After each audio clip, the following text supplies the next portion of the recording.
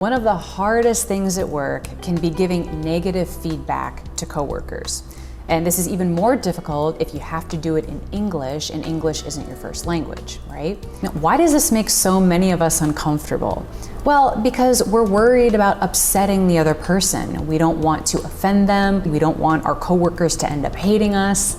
But the thing is, avoiding this kind of feedback comes with its own set of risks, like repeated errors or even bigger problems down the line. But luckily, there is a right way to give difficult feedback. And in this video, I'm going to give you 4 simple steps to do it.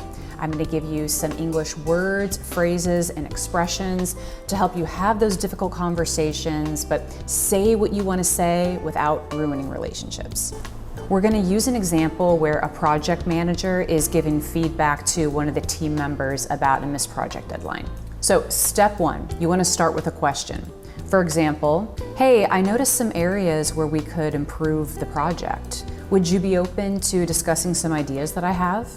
Now, starting with a question like this really prepares the listener for the feedback. And it also gives them a sense of control in the matter because you're asking their permission. I started this with, I noticed. I noticed. This is a really great phrase in English, a nice way, a polite way in English to point out that an area for improvement is coming. I noticed. Then I said, would you be open to? Would you be open to? If I ask you if you're open to something, that means are you willing to hear something? Are you willing or are you ready to consider something? Would you be open to?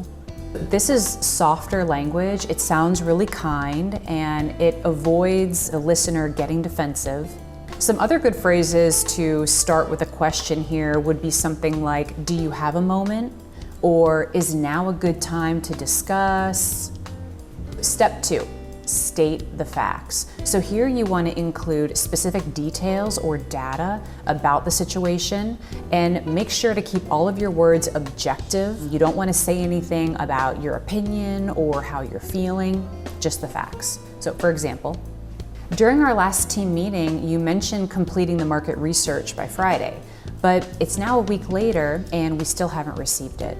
This helps the receiver clearly understand what went wrong because we're not giving our opinion here. We're stating the facts. We're stating, you mentioned, but we haven't received it yet. Those are facts.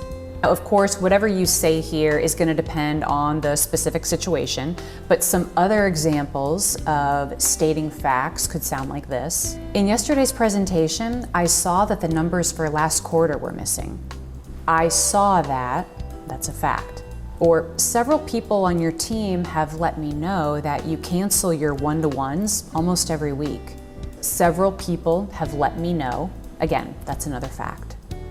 While we're on the subject of improving our English for work, I'm sure you guys all have to write emails in English for your jobs. So to help you make sure that your English sounds really clear and professional in those emails, I have a new business email phrase book out. It's got more than 200 phrases for everyday email situations. Link is in the description. Go check it out. Okay, so we have started with a question.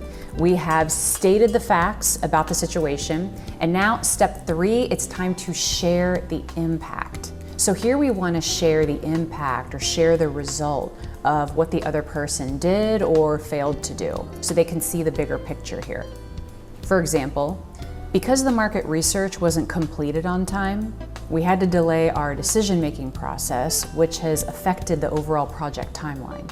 Now, an easy way to do this is just to start with the word because, and then mention what went wrong. In this case, the market research wasn't completed on time, and then continue with the impact. In this case, the decision-making process was delayed. Another example, because the client documents weren't sorted on time, the team had to spend a whole day reorganizing them, which caused a lot of stress. Or you could use the phrase as a result. For example, the slide deck you sent to the client had several errors. As a result, we had to spend an hour on a call with them to clarify and do damage control. As a result, as a result. All right, so we are now to our 4th and final step, Quick recap, we have started our conversation with our coworker with a question. We have then stated the facts about the situation. We have then shared the impact of what happened. And now we are going to come to an end, okay? So we're gonna wrap all this up with a suggestion and a question. I think it's important for us to meet our deadlines to keep the project on track. What can we do to make sure that our tasks are completed on time? So as you can see, we're starting with a suggestion here. I think it's important for us to, and then we follow that with a question. What can we do? So I think is a really simple but effective phrase here to start with your suggestion. I think, and what can we do to make sure that, so the suggestion plus question combination, make this more collaborative. We're involving the other person in the solution. We want to hear what they think too. We're not saying, I need you to, or you should. Also just makes the language softer, so it's easier to receive. Another example of that suggestion plus question combination could be something like this. Hey, I think it's always best to reach out to each other if we need help with deadlines. Do you have any other ideas on what we can do here? What are your thoughts? Another way to ask for somebody's input, to ask somebody what they think. What are your thoughts? Very professional. We use it all the time, both in informal or formal situations. Now let's put all of these 4 parts together so we can see the entire feedback conversation. I noticed some areas where we could improve our project. Would you be open to discussing some thoughts I have?